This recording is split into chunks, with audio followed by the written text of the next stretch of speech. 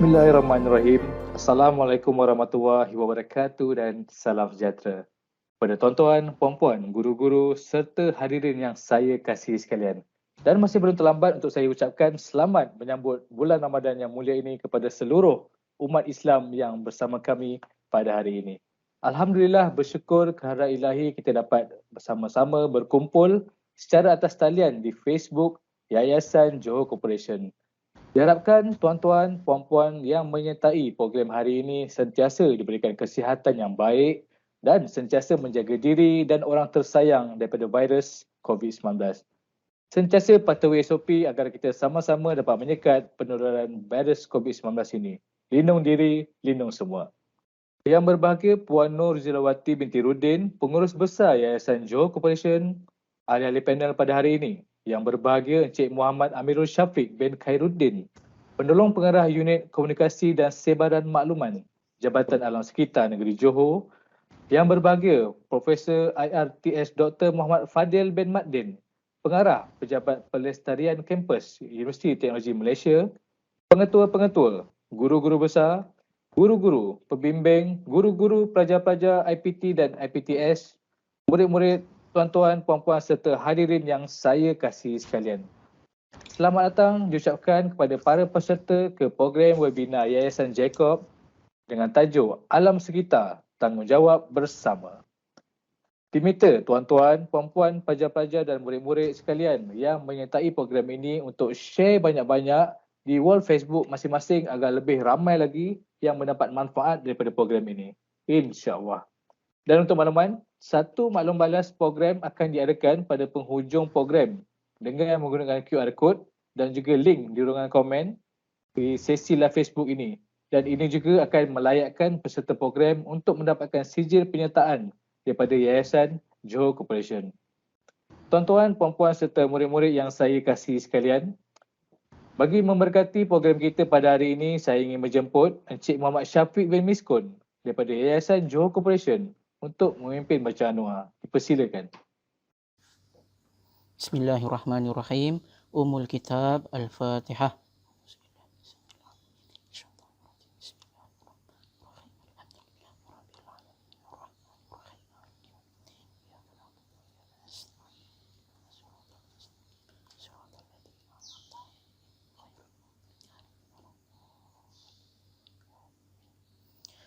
A'udzubillahi samil alihi minasyaitonir rajim. Bismillahirrahmanirrahim.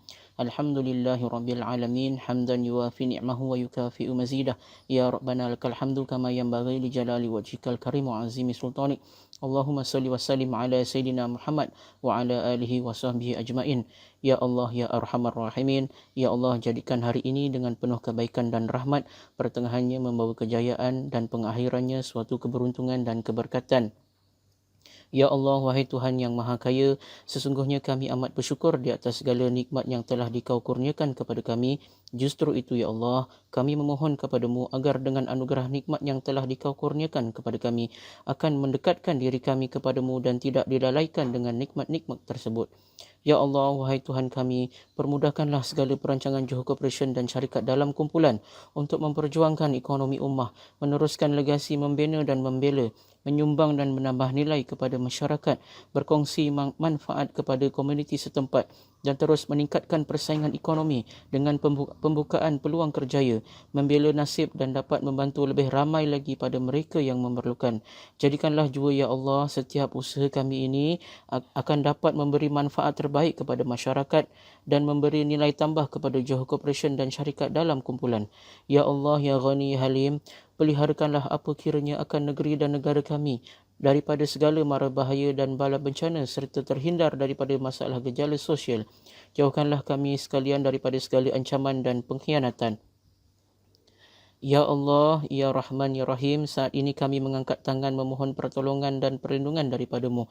Selamatkanlah kami daripada virus COVID-19 ini. Engkau angkatlah virus ini. Engkau hapuskan dan lenyapkanlah virus ini. Lindungilah kami, keluarga kami, saudara kami, negara kami dan seluruh dunia dari virus ini.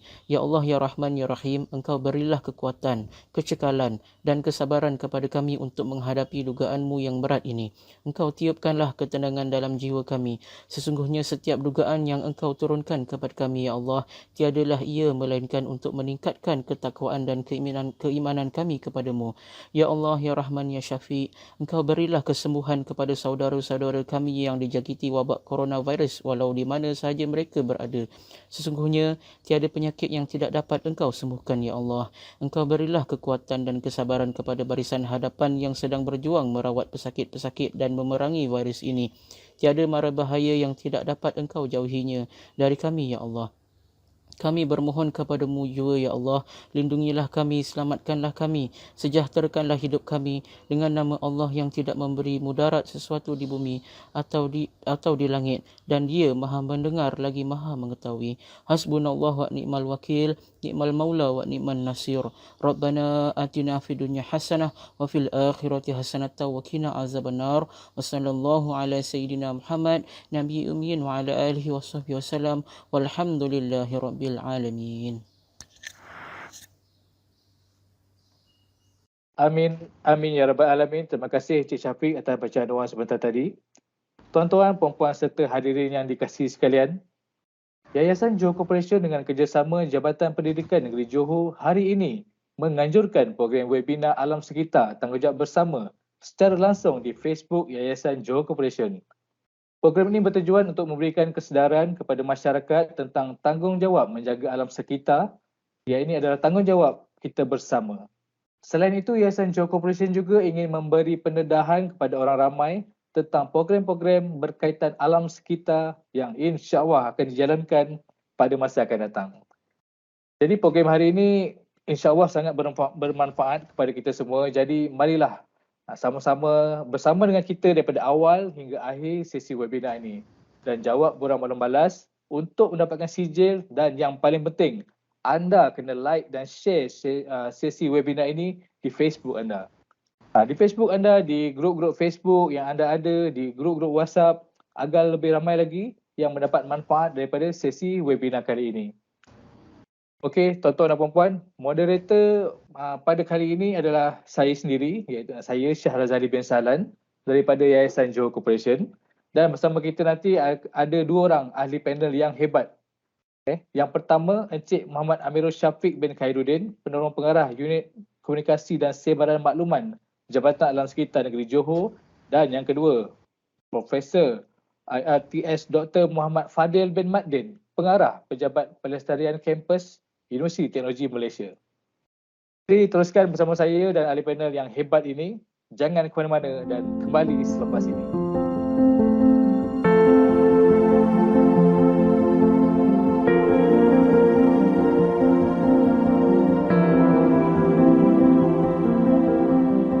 Alhamdulillah, kita bertemu lagi. Terima kasih diucapkan kepada tuan-tuan dan puan-puan kerana setia bersama kami pada pagi ini. Okey, sebelum saya nak mula, saya nak ucap selamat pagi kepada peserta, dan saya nak peserta komen di bawah. Pagi, pagi, pagi. Boleh? Okey, selamat pagi. Pagi, pagi, pagi. Okey, terima kasih. Saya nampak dah ramai yang komen kat situ. Harap semua dapat bersemangat dan ceria untuk bersama-sama kami pada sesi webinar pada kali ini. Okey, sekali lagi saya ingin ucapkan selamat datang kepada dua orang ahli panel pada hari ini, Encik Amirul dan juga Prof Fadil. Okey, apa khabar Encik Amirul daripada Jabatan Alam Sekitar? Alhamdulillah, kabar baik. Terima kasih Tuan Moderator. Pagi ni sungguh bersemangat ya Tuan Moderator kita. Semangat Encik Amirul, semangat pagi pada bulan Ramadan ni, insya-Allah. Apa khabar pula Prof Fadil? Khabar baik. Terima kasih Tuan Moderator yang bersemangat untuk bagi motivasi pada semua yang selamat berpuasa. Jangan berbuka, berpuasa. Ya, betul. Sekarang ni Prof, Encik Amirul, kita kalau jumpa orang kita memang tanyalah apa khabar, sihat tak? Memang soalan ni dah sinonim kalau kita nak bertanya khabar pada permulaan perbualan, sebab kita tak tahu kan zaman sekarang ni siapa-siapa je boleh kena sakit, siapa-siapa je boleh kena COVID ni. Jadi memang soalan yang saya rasa memang sangat baiklah untuk soalan pertama yang saya akan tanyakan, apa khabar? Jadi baik, okey, saya nak tanya peserta hari ni 10 April tahun 2022 bersama dengan berapa Ramadan? Kadang-kadang kita tak ingat, tapi saya nak tuan-tuan dan puan-puan komen di bawah, jawab hari ni 10 April bersama dengan berapa Ramadan, atau kata lainnya dah berapa hari lah kita puasa. Sebab benda ni bulan puasa ni Prof, kita memang senang nak ingat lah. Macam saya budak-budak dulu, saya memang ingat. Apa yang saya ingat bila berapa kali dah berpuasa dan juga bila waktu maghrib. Waktu maghrib hari-hari saya hafal masa bulan puasa tu. Betul tak? Encik Amirul okey tak? Dulu-dulu macam mana? Masa budak-budak dulu? Budak-budak dulu masa tu biasalah. Tak larat nak puasa kan. Sekarang pun rasa macam tak larat kat orang dah tua. Alhamdulillah. InsyaAllah kita Dulu kalau di tempat kita berpuasa, kita ada banyak tempat yang masih lagi mengamalkan cara menggunakan beduk. Jadi masa tu kita tunggu beduk berbunyi. Itu yang ada satu lagu tu kan, bila beduk berbunyi. Tapi beduk ni nak tunggu dia berbunyi waktu itulah dia orang tahu bahawa itu adalah waktu berbuka puasa bagi kawasan tersebut. Ini biasa dekat kawasan kampung lah. Ya, betul tu Prof. Memang kita ada dengar lah kawasan kampung kita ada beduk. Tapi sekarang ni orang lebih prefer untuk mendengar radio, azan daripada radio atau azan daripada masjid itu sendiri. Okey, jadi tuan-tuan, puan-puan dan hadirin sekalian, tadi kita ada bercakap lah mengenai bulan Ramadan. InsyaAllah nanti pada penghujung mungkin kita boleh minta Prof lah untuk buat ulasan tentang Ramadan pada kali ini. Jadi sebelum saya tanyakan pada soalan kepada ahli panel, saya ingin bacakan sedikit sebanyak mengenai profil mereka. Okey, untuk Cik Amirul Muhammad Amirul Syafiq bin Khairuddin, beliau berumur 30 tahun dan berasal daripada Ipoh, Perak. Agak jauh daripada Ipoh, Perak. Dan beliau bersekolah di Ipoh, Perak dan juga melanjutkan pelajaran di Universiti Malaysia Sabah. Dari Perak ke Sabah dan kemudian sekarang berada di Johor. Memang banyak merantau Cik Amirul Banyak merantau. Alhamdulillah. Dan beliau juga mempunyai ijazah sarjana muda sains kimia industri. Okey, untuk ahli panel yang kedua, Profesor Engineer Teknologi Dr. Muhammad Fadil bin Maddin, berumur 45 tahun, berasal daripada Johor. Betul Prof? Bukan. Saya berkonsultan di Johor untuk tempoh yang agak lama. Dah sekarang kira yang tahun yang ke-35 lah. 35 tahun. Tetapi saya berasal dari Melaka. Oh, Melaka. Jiran lah. Prof, jiran Johor. Jiran. Tapi kalau ikutkan lebih lama di Johor lah daripada Melaka, betul? Betul. Lebih lama di Johor. Berkahwin pun dengan orang Johor. Alhamdulillah. Okey, Prof Fadil, beliau mempunyai ijazah dalam kejuruteraan awam dan master dalam kejuruteraan alam sekitar dan juga PhD Prof dalam kejuruteraan awam. Betul. Dan semuanya daripada Universiti Teknologi Malaysia. Ya, betul. Dan sehingga sekarang menjadi pensyarah di Universiti Teknologi Malaysia. Betul. Alhamdulillah. Okey, pencapaian Prof ni banyak sebenarnya. Kalau saya tengok profil Prof ni memang sangat hebat. Yang berbagai anugerah dan juga kajian yang telah beliau jalankan sepanjang kerjaya beliau. Tapi apa yang penting, Prof Fadil ni sangat berjasa kepada alam sekitar kita. Tahniah Prof. Terima kasih. Jasa yang tidak sepertinya. Okey, baiklah tuan-tuan, puan-puan serta hadirin yang saya kasih sekalian. Tanpa buang masa lagi, mari kita mulakan forum pada pagi ini. Okey, sebelum tu para peserta sekalian, saya nak tanyalah pada peserta adakah anda semua para peserta maklum mengenai Jabatan Alam Sekitar? Mungkin pernah dengar, mungkin pernah pergi atau mungkin ada yang tak pernah langsung dengar Jabatan Alam Sekitar di setiap negeri masing-masing. Jadi adakah anda tahu apakah peranan Jabatan Alam Sekitar itu sendiri? Okey, kalau tahu, saya nak anda komen, saya tahu. Kalau tak tahu, anda komen, saya tidak tahu. Saya nak tengok berapa antara peserta-peserta pada kali ini, berapa ramai yang tahu tentang Jabatan Alam Sekitar dan berapa ramai yang kurang tahu tentang Jabatan Alam Sekitar. Okey, saya nampak ada beberapa orang yang komen, saya tahu, dan kebanyakannya peserta kita memang tahu mengenai Jabatan Alam Sekitar.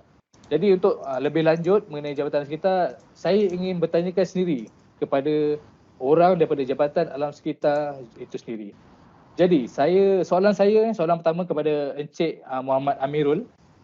Okey, sepanjang bertugas di Jabatan Alam Sekitar, apakah cabaran yang dihadapi oleh Encik Amirul, terutamanya yang melibatkan orang awam, bagi memastikan mereka faham apa fungsi kewujudan jabatan ini dan betapa pentingnya menjaga alam sekitar.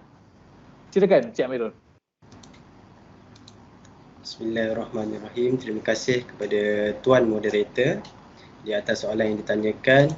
So untuk menjawab soalan ni, saya perlu bercerita sedikit dululah berkaitan dengan sejarah penubuhan Jabatan Alam Sekitar itu sendirilah. Ya, mungkin ada sesetengah orang atau masyarakat tidak mengetahui mengenai fungsi ataupun bidang kuasa Jabatan Alam Sekitar itu sendiri. Ya, jadi di sini untuk makluman semua, ya, Jabatan Alam Sekitar ini ditubuhkan selepas Akta Kualiti Alam Sekeliling 1974 lah. Okey, tahun 1974. So secara ringkas ni sejarahnya, pada mulanya kita cumalah satu bahagian, ya, bahagian alam sekitar di bawah Kementerian Kerajaan Tempatan dan Alam Sekitar, ya, pada tahun 1975.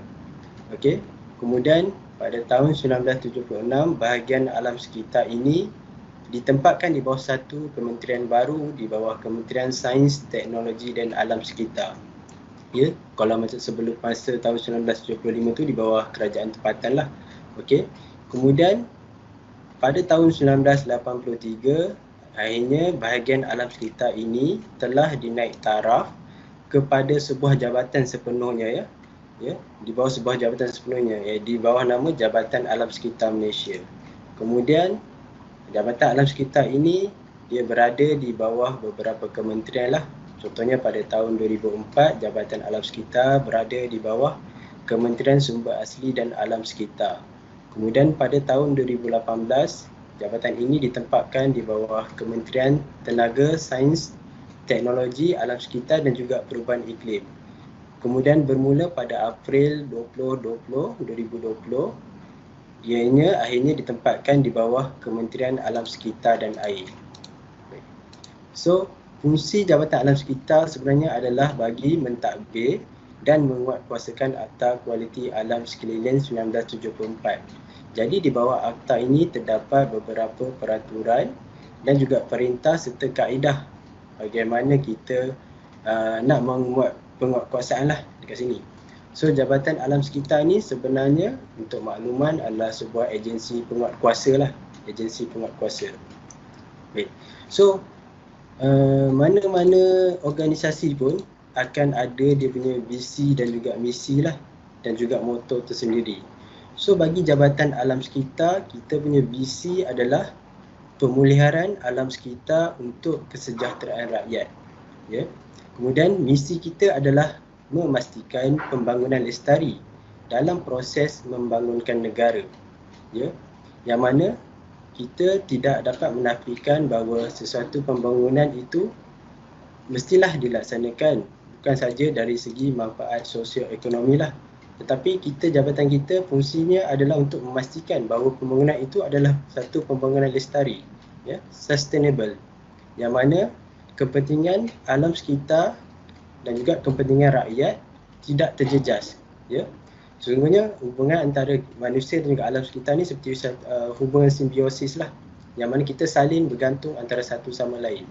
Jadi dalam Jabatan Alam Sekitar memainkan peranan ni, kita ada satu moto, ya, yang mana pada saya moto ni adalah sangat relevan, iaitu pemeliharaan alam sekitar tanggungjawab bersama, ya, yang bermaksud alam sekitar ini adalah satu tanggungjawab kita semua bersama. Ianya tidak terhad kepada sesuatu jabatan sahaja, ya. Selaras dengan tajuk webinar kita ni lah, alam sekitar tanggungjawab bersama, yang mana saya sangat setujulah, ya, yang mana kita semua perlu memainkan peranan, yang mana ini adalah satu cabaran yang dihadapi oleh Jabatan Alam Sekitar sebenarnya dalam memberikan penjelasan, ya, kepada masyarakat, ya, apakah tujuan kewujudan Jabatan Alam Sekitar ni juga, yang mana masyarakat juga perlu bersama-sama kita dalam menjaga kepentingan alam sekitar. Okay. So, di bawah Akta Kualiti Alam Sekeliling 1974, Jabatan Alam Sekitar kita mengawal beberapa punca pencemaran. So ada bermacam-macam jenis punca pencemaran lah, ya. Jadi ada sebahagiannya adalah di bawah bidang kuasa Jabatan Alam Sekitar yang mana kita boleh ambil tindakan, ya.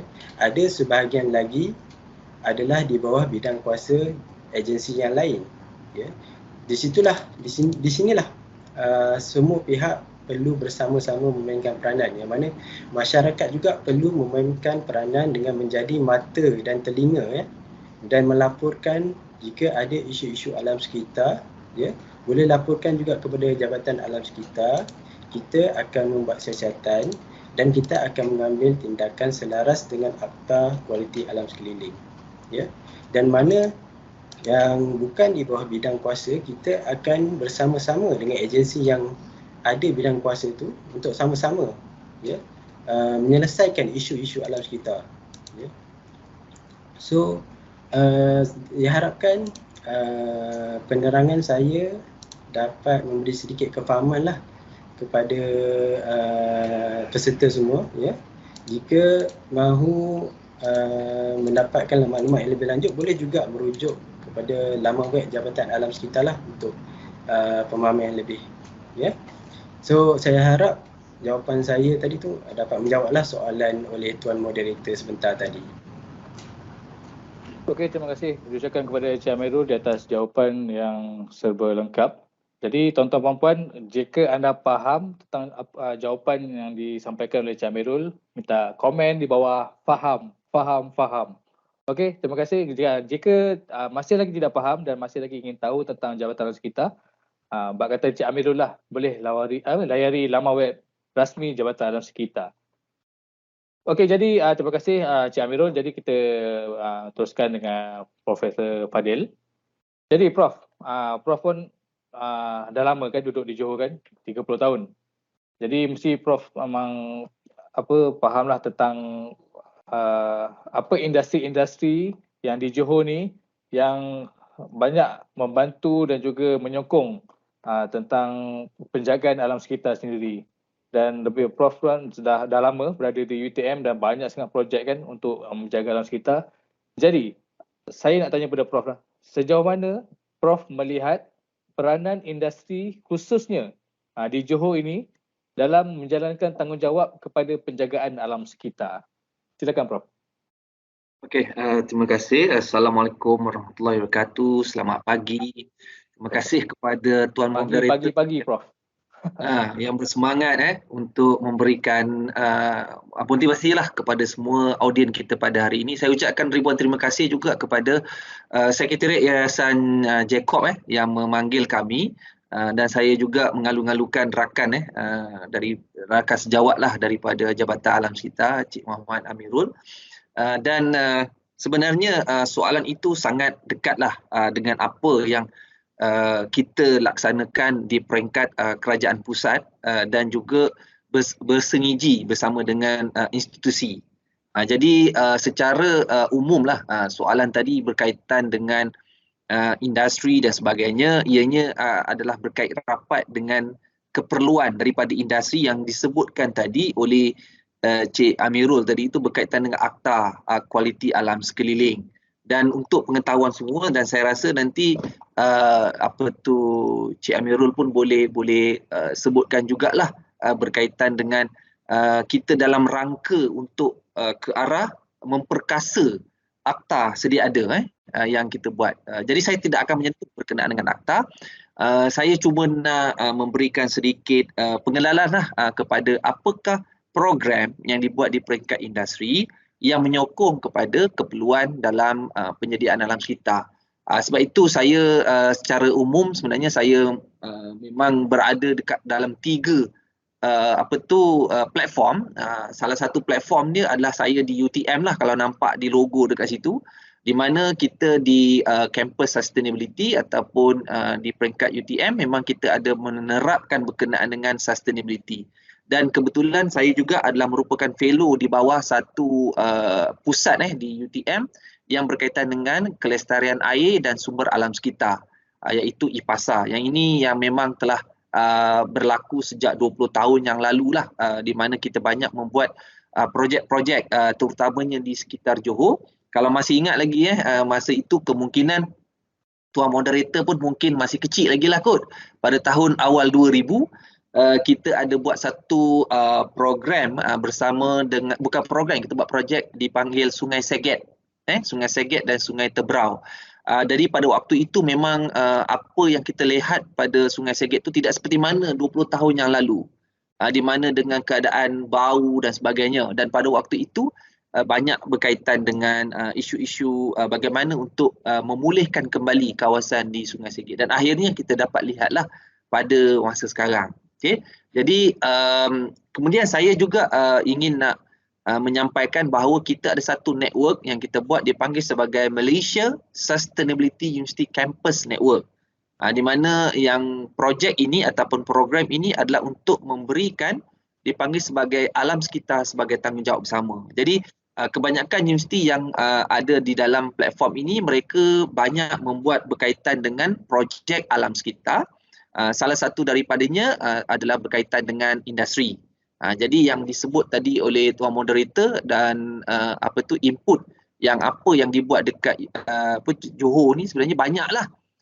Jadi contoh saya bagi satu contoh di Johor ni saya seperti mana yang saya sebutkan tadi, saya dah berada dekat Johor ni hampir 35 tahun sebagai pemaus tautin, di mana antara industri yang pernah saya berkolaborasi dan kami membuat projek-projek bersama adalah daripada industri tiles yang membuat mozaik di Keluang, salah satu industri yang memang mereka nak meminta kepada pihak UTM bagaimana mereka boleh guna semula slush mereka. Sebab slush mereka ni ataupun enap cemar mereka itu dikategorikan sebagai sisa terjadual. Jadi dalam pada waktu itu kami membuat sedikit penyelidikan dan mendapat sedikit suntikan daripada sampel dan sebagainya daripada pihak industri, maka kita menghasilkan satu yang dipanggil sebagai tiling the way to go green. So dia punya tile dia adalah menggunakan sisa bahan daripada kilang yang menghasilkan enap cemar tadi, dan diguna semula dalam kilang yang sama, dan dia menghasilkan satu jenis tile yang dipanggil green tile. So yang ini antara yang komitmen lah di pihak industri untuk bersama-sama untuk menyokong kepada elemen kelestarian. Jadi kenapa tiling dipanggil sebagai green? Kerana dia nak gunakan untuk tujuan mengurangkan pemanasan haba. Ini adalah antara contoh projek yang kita buat, dan kita juga bekerjasama dengan pihak Iskandar Malaysia pada tahun 2005. 2005-2006 kalau pergi di pejabat depan Iskandar Malaysia sekarang, ada satu tapak parking di mana kita ada meletakkan tiles ini di sana sebagai showcase kepada mereka. Bagaimana penggunaan tile ini dapat mengurangkan haba di persekitaran dan juga haba bandar. Ini antara komitmen daripada pihak industri bersama dengan Iskandar Malaysia. Kemudian kita juga ada buat projek ataupun program yang bersama dengan institusi daripada agensi kerajaan tempatan, contohnya macam PBT, di mana kita ada membuat projek daripada sisa makanan, dan kita convert dia jadi kepada dua perkara, iaitu dipanggil sebagai baja kompos dan untuk makanan ternakan. Jadi kerjasama kita buat adalah bersama dengan pada masa itu bersama dengan MBJB, Majlis Bandaraya Johor Bahru, dan yang terkini adalah bersama dengan MBIP, Iskandar Puteri. So ini adalah antara kerjasama lah yang dibuat selain daripada bersama dengan agensi dan industri. Yang terbaru yang kami ada buat adalah penyelidikan bersama dengan satu industri di Pasir Gudang, yang mana mereka ada isu berkaitan dengan sisa resin, resin enap cemar yang mereka laksanakan. Jadi ada banyak lagi sebenarnya, saya kalau nak senaraikan dia terlalu banyak.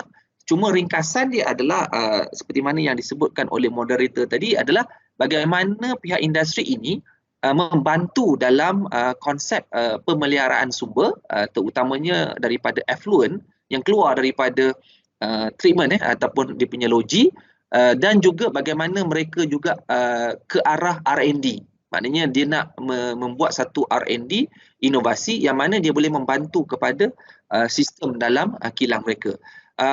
Last sebenarnya projek yang sangat berdaya saing dan sangat kompetitif adalah sistem penuaian air hujan. So ada beberapa industri terutamanya di kawasan Ulu Tiram, di Tiram, di Kulai dan beberapa kawasan di Pasir Gudang ni, di Batu Pahat, mereka banyak menggunakan sumber air daripada contohnya yang kita tahu bahawa SAJ lah kan. Jadi penggunaan air yang banyak ini mereka panggil kumpulan kami bagaimana mereka boleh mengurangkan penggunaan air daripada tap water ataupun daripada pipe. Jadi kita mencadangkan sistem penuaian air hujan. Tetapi sistem penuaian hujan itu kalau mereka tidak dapat dalam bentuk desain yang betul, terutamanya daripada melihat kepada aspek musim yang kering dan musim basah, berapa lama masa mereka perlu buat takungan dan sebagainya, maka mereka hanya akan dapat takungan yang kosong. Jadi kita cadangkan kepada pihak industri dan akhirnya ada beberapa industri terutamanya di Kulai, di Tiram, mereka menggunakan sistem penuaian air hujan sebagai salah satu alternatif air yang mereka gunakan. Tujuannya adalah untuk proses di dalam industri mereka sendiri dan mereka juga nak mengurangkan pelepasan effluent daripada sisa industri. Ada beberapa industri di Johor ini yang mula mengamalkan hampir 90% penggunaan semula air. Jadi ini adalah antara sistem sokongan lah yang dibuat di peringkat industri dan mereka maklum bahawa kalau mereka cemarkan sungai, mereka kena bayar denda. Kalau mereka banyak denda yang kena bayar, banyaklah benda yang mereka terpaksa korbankan dari segi kos operasi. Jadi daripada mereka terpaksa banyak melihat kepada program-program yang berbentuk hukuman, lebih baiklah mereka merancang dalam bentuk pelaburan. Tapi saya percaya ada je beberapa industri yang mungkin masih lagi belum dapat mengadaptasi perkara-perkara ini. Jadi banyak benda yang diorang buat dalam bentuk shortcut, jangka masa yang kita kata jalan pintas untuk mereka melaksanakan benda. Tapi ada banyak juga industri yang sekarang ni ke arah green. Sama ada dalam melibatkan kepada sumber air, melibatkan kepada effluent yang mereka nak keluarkan tu mereka tak keluarkan tapi mereka guna balik dalam dia punya industri, ataupun juga mereka ke arah R&D, inovasi yang melibatkan kepada sisa-sisa yang mereka kena lupuskan di tapak-tapak pelupusan tertentu. Jadi inilah antara yang saya rasakan dia merujuk kepada peranan yang dimainkan oleh pihak industri kepada kita semualah, terutamanya kepada pelajar-pelajar yang nak faham, nak tahu kan dari bentuk sumbangan dan peranan tadi.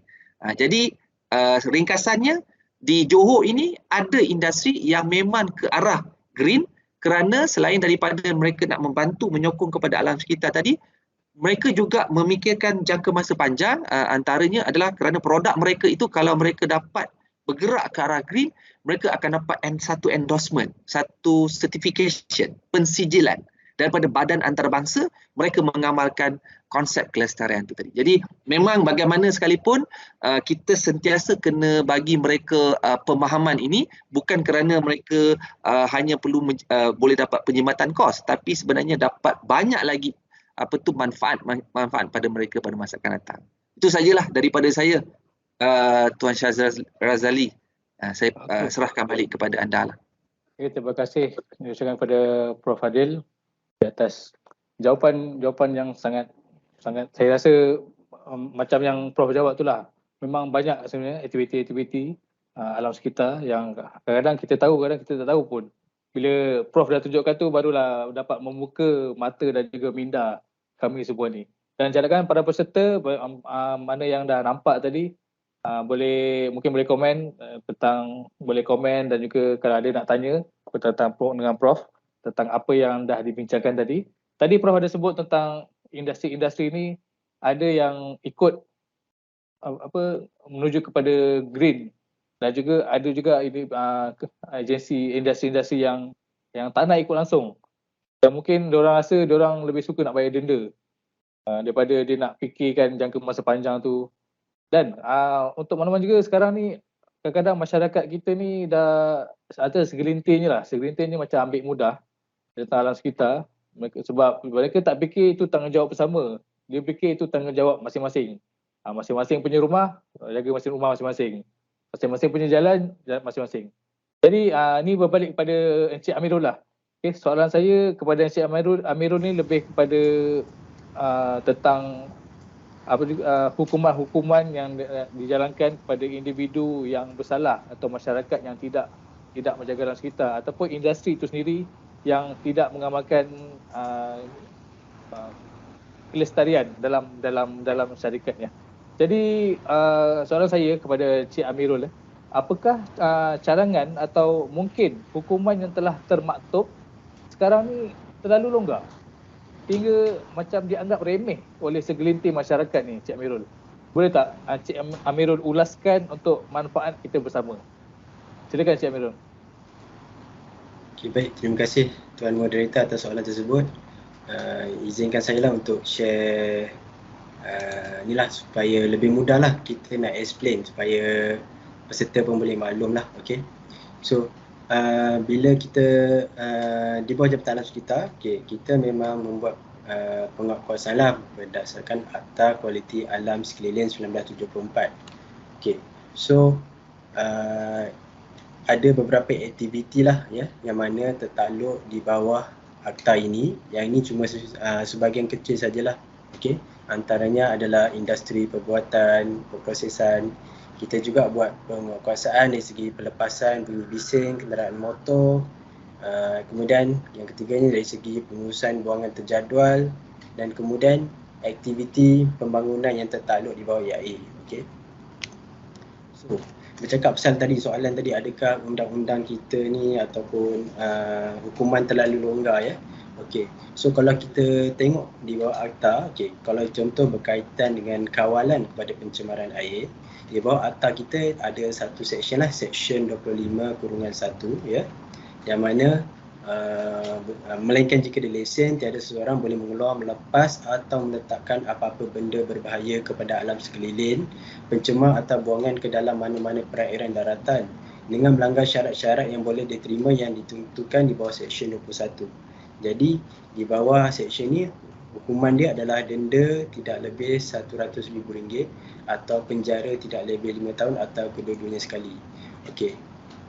Pada masa sekarang ni ya, untuk makluman lah, Kementerian Alam Sekitar dan Air ataupun KASA dalam proses bagi memperkemaskan balik Akta Kualiti Alam Sekeliling 1974 ni lah ya, dengan cadangan bagi mengenakan hukuman yang lebih berat lah ya kepada individu ya yang terlibat dalam pencemaran alam sekitar. So kalau kita tengok denda RM100,000 ataupun penjara tidak lebih 5 tahun ni, kita kena ingat balik lah yang ni adalah pada tahun 1974 ya. So pada tahun 1974 tu amount RM100,000 ni agak besar lah masa tu ya.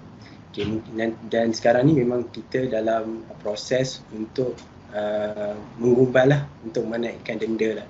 Seperti yang Prof Fadil sebut tadi, kita bukan sekadar nak hukum sahajalah ya, kita juga menggalakkan industri-industri untuk implement lah zero, contohnya macam zero discharge policy. Kita even di Jabatan Alam Sekitar kita ada unit industri hijau lah ya, yang mana kita menggalakkan industri-industri ya untuk bersama-sama ya, bukan kena tunggu arahan sajalah, arahan daripada jabatan ke untuk buat pembaikan lah ataupun pelaksanaan industri hijau ya.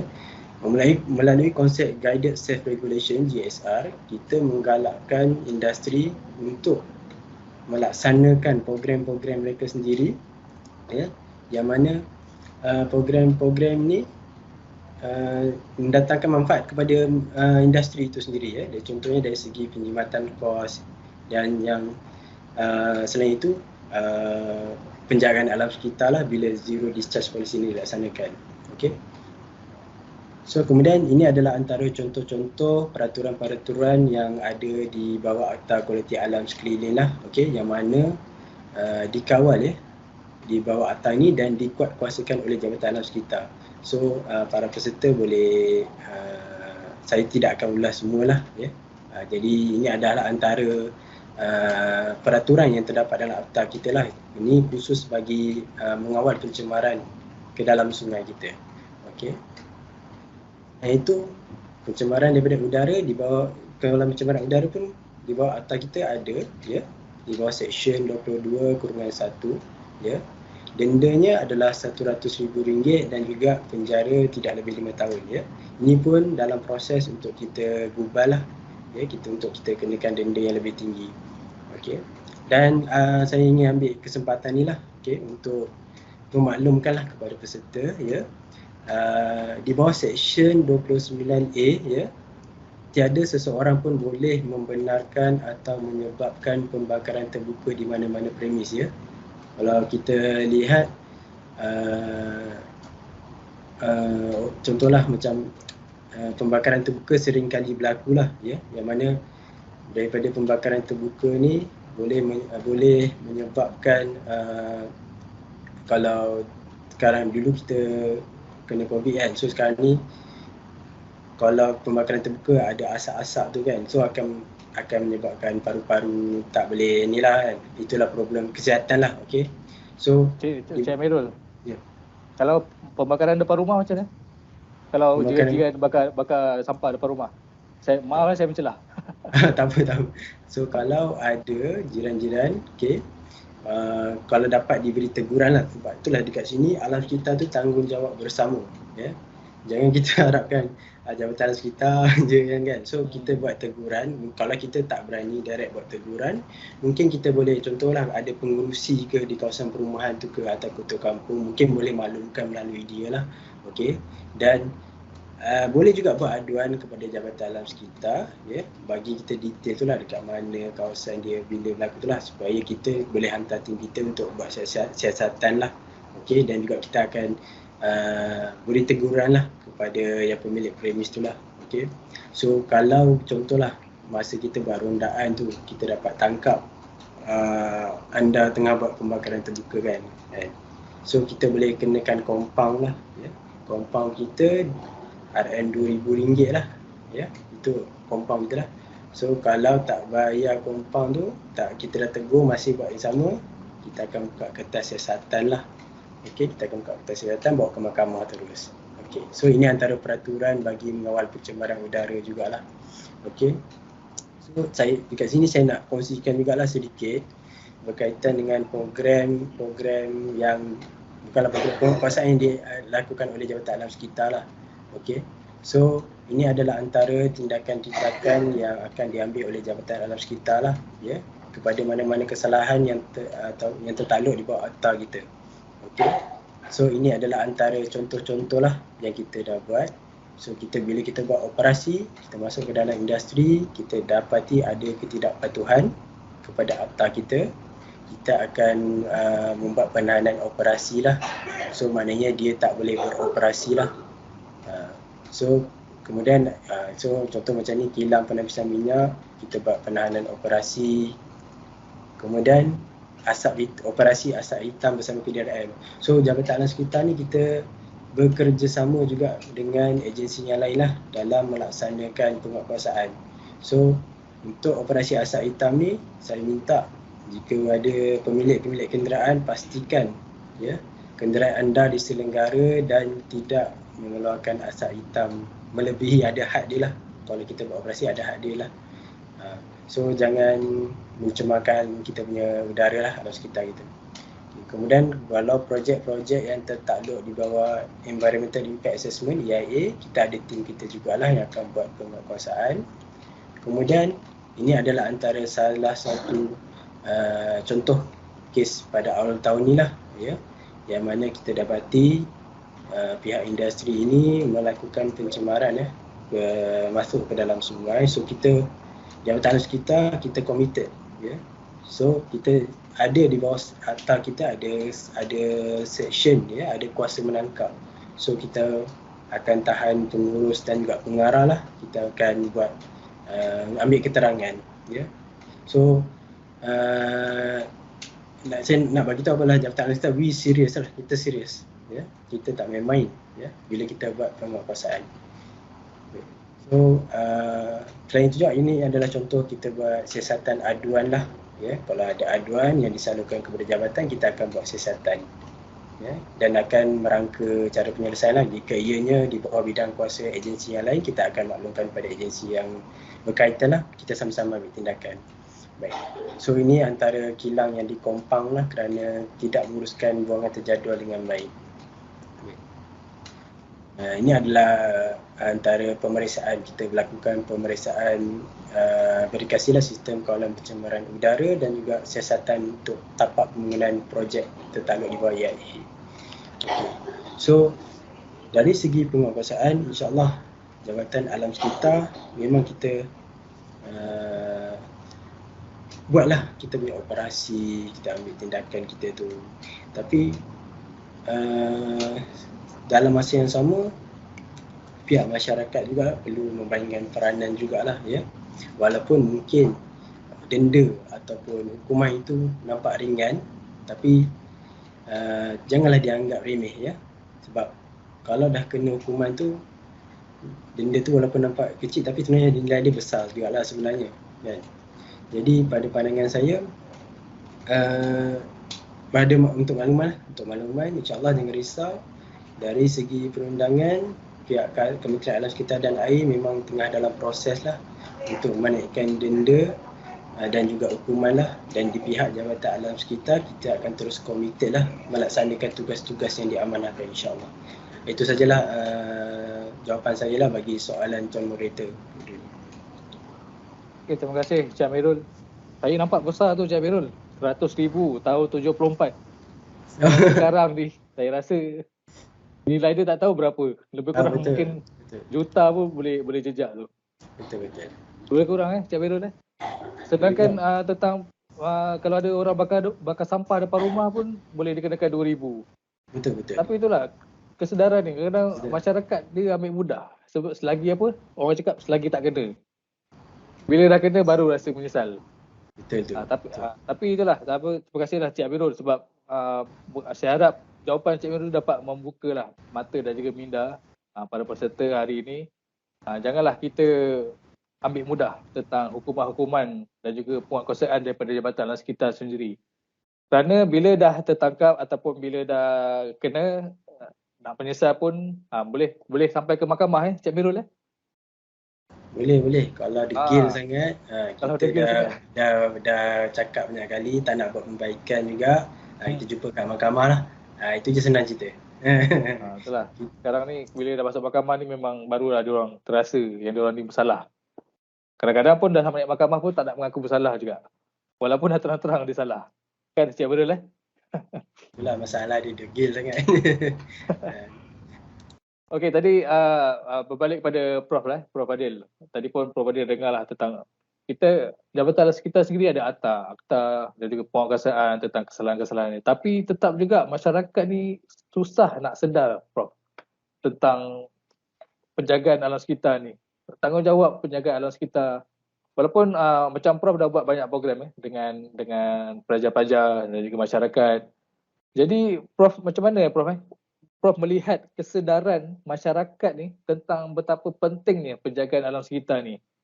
Dan untuk pada pandangan Prof bagaimana ingin menarik minat mereka ni untuk turut serta dalam apa juga program yang dianjurkan dianjurkan oleh kerajaan, daripada Jabatan Alam Sekitar, program yang dianjurkan oleh UTM dan mungkin akan datang program yang dianjurkan oleh Yayasan Johor Corporation. Silakan Prof. Okay, terima kasih. Sebenarnya soalan tu memang menariklah. Sebenarnya kita ada buat sedikit analisis. Ada banyak dari segi pendekatan. Kalau kita melihat dari segi pendekatan teknikal seperti mana yang disebutkan oleh saudara Amirul tadi itu adalah berdasarkan kepada apa yang kita ada. Maknanya dari segi aktanya, peraturan-peraturan dia dan penguatkuasaan di peringkat-peringkat premis lah yang mereka laksanakan. Okey, tetapi apabila dia melibatkan kepada komitmen, ini dipanggil sebagai komitmen lah. Jadi kebanyakan analisis yang kita buat apabila kita dapat dari segi mengapa mereka ini masih lagi mencemar. Contohlah pencemaran. Okey, kita jangan melihat secara besar, maksudnya sampai kepada industri dan sebagainya. Kita cuba lihat di rumah kita. Cuba kita lihat di rumah kita. Okey. biasanya di rumah kita yang apa yang kita ajar kepada anak kita ataupun yang kita amalkan secara kehidupan seharian, kemungkinan sebenarnya kita sudah mencemar tapi kita tak perasan. Okey, contoh yang pertama yang kita boleh buat. Di rumah siapa yang membuat pengasingan sisa? Siapa di kalangan kita yang memang betul-betul mengamalkan setiap hari, setiap masa, dia memang mengamalkan pengasingan sisa. Pengasingan sisa ni maknanya sisa makanan dengan pembungkusan yang lain dan sebagainya. Dia memang akan buat. So, cuba angkat tangan. Ataupun kata, ya saya dekat komen, contoh. So, bermakna itu baru satu. Baru satu perkara yang kita laksanakan secara harian. Okey. Yang kedua, apabila kita berada di tandas.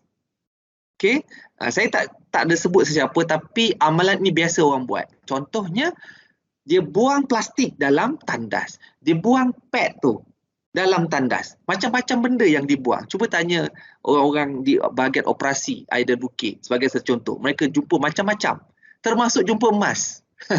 Kalau orang kata yang jenis floating tu, warna emas tu emas juga kan.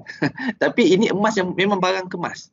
Cincin ataupun rantai memang ada. Mungkin sebab dia termasuk dekat situ. Tapi sikap tidak bertanggungjawab itu, dia bermula dari rumah sebenarnya. Bermula daripada pendidikan kita. Yang bagaimana kita nak ajar kepada anak-anak kita, tetapi mesti daripada kita sendiri. Saya terkejut apabila kami buat program berkaitan dengan pengasingan sisa, orang hanya nampak pengasingan sisa yang melibatkan sisa makanan. Tapi bila kita kata, tahu tak kita di rumah sebenarnya kita ada sisa klinikal. Sisa klinikal tu. Orang tak tahu. Dia kata, tak adalah. Kami tak ada. Saya kata, ubat yang you makan tu yang tak habis, itu sisa klinikal. Toiletries yang you pakai, yang cuci lantai tu, itu adalah sisa klinikal. Itu sisa klinikal. Oh ya ke? Dia kata, saya letak je dalam tong sampah saya. Yang sama saya buang sampah tu. Jadi, kalau kita nak melihat kepada industri tadi yang memang betul lah dia mencemar, tapi kita tak tengok diri kita sendiri. Ini masalah kita. Maknanya kalau boleh kita buat macam cerminan lah, kita tengok, aku pun tak buat, baiklah aku buat.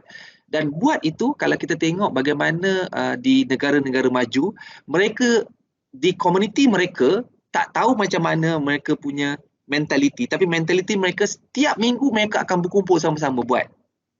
Kumpul sama-sama buat pengasingan tu, letak dekat dalam tempat yang tertentu dan bagaimana diajar kepada anak-anak mereka bagaimana mengikat benda-benda tu. Saya belajar benda-benda ni semua di negara-negara maju. Maknanya cuma kita di Malaysia, pendidikan kita hanyalah bermusim. Itu sebab tadi tengok dalam saya punya salah satu daripada nota saya yang saya buat untuk satu daripada rencana saya, alam sekitar ini ataupun kelestarian ini dia hanya bergerak bermusim dan digerakkan oleh orang tertentu. Jadi bila digerakkan orang tertentu, mungkin masa tu mungkin ada makan, ada sijil dan ada rewards, maka mereka akan datang. Tapi selepas itu tiada, kesinambungan tu tak berlaku. Jadi saya rasa dalam kes ini kebanyakan yang saya boleh kongsikan sedikit kepada semua penonton yang pada hari ini. Secara umum sebenarnya saya nak menyatakan bahawa kita ada masalah dari segi pemahaman untuk kita nak melaksanakan di peringkat kita sendiri. Jadi kita tak merasakan bahawa benda itu sebenarnya adalah sangat rapat sebenarnya dalam kehidupan kita seharian. Jadi itu yang saya nak tekankan yang pertamalah berkaitan dengan bagaimana benda ini boleh kita buat dan kita laksanakan. Okey. Yang kedua, saya ada sedikit perkongsian. Kan boleh nampak saya rasa saya punya maklumat ini. Perkongsian ini ianya melibatkan kepada pelbagai platform. Ini nak cerita platformnya. Maknanya kita nak buat macam mana? Okey. Dulu kita banyak masa kita akan buat satu program ataupun event yang melibatkan kepada masyarakat, dia hanya follow saja. Kita buat kita panggil 50 orang, kita panggil 100 orang untuk datang dan sebagainya. Tetapi daripada bermulanya COVID-19 pada awal tahun 2020, kita sudah berubah banyak kita punya program-program telah cuba diseimbangkan antara keperluan secara fizikal, secara webinar, secara atas talian, dan di satu lagi yang kita tak ataupun terlepas, iaitu dipanggil sebagai latihan. Jadi benda yang latihan ini yang kita buat, antaranya yang inilah contoh-contoh yang kita buat, macam contohnya kita buat untuk beach clean up. Kalau pergi dekat pantai Desaru dan sebagainya, kalau kita kutip hari ini, petang dah ada balik. Kalau kita buat pagi, petang dah ada balik sampah tu. Begitu juga kalau kita buat berkaitan dengan tanam pokok, program penanaman pokok. Kita tanam pokok, orang semua bergembira pada hari penanaman pokok, tapi hari kedua dan sampai 5 tahun akan datang, pokok tu mati ke, hidup ke, orang buat tak tahu. Ataupun masyarakat, tak apalah, saya dah tanam pokok. Tapi benda-benda itu tidak meresap ke dalam kita punya dari segi pemikiran tu, bahawa sebenarnya benda ini perlu ada penjagaan, ada kesinambungan dan macam-macam lagi lah yang kita kena buat. Okay? Dan seterusnya, kalau tengok dekat sini, ini adalah antara contoh lah yang kami buat, dan kami memberi sedikit permakluman dan latihan kepada warga komuniti, yang mana kita bagi tahu dekat dia kenapa, apa tujuan kita buat dekat sini. So salah satu benda yang kita buat dulu, yang kita buat kerjasama bersama dengan pihak Iskandar Malaysia yang saya sebutkan sebelum ini, di mana kita nak manage untuk kita punya biodiversity, biokepelbagaian. So ramai di kalangan yang bertanya dekat kita, saya duduk di kawasan taman, apa sebabnya saya nak tahu berkenaan dengan biokepelbagaian? Saya pergi ke kawasan hutan lah baru saya dapat. Itulah salah faham. Sebenarnya di kawasan taman, di kawasan bandar ataupun di kawasan kita panggil pinggir bandar, akan ada satu dipanggil park, green park kan. Kita ada satu kawasan yang telah di-reserve untuk jadi sebagai green park.